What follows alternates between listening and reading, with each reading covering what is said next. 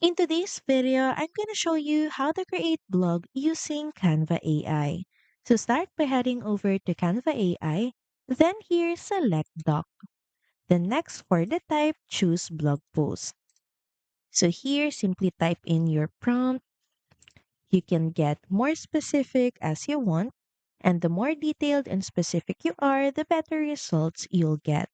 Then click on the submit button to start generating your blog content instantly.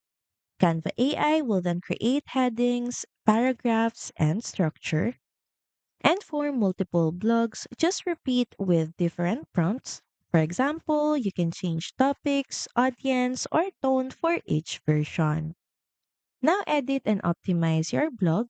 You can add keywords, format headings, insert images, and make each blog unique.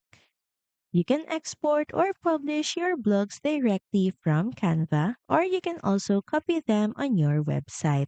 Thank you for watching this video. Also, feel free to use our affiliate link in the description. Bye!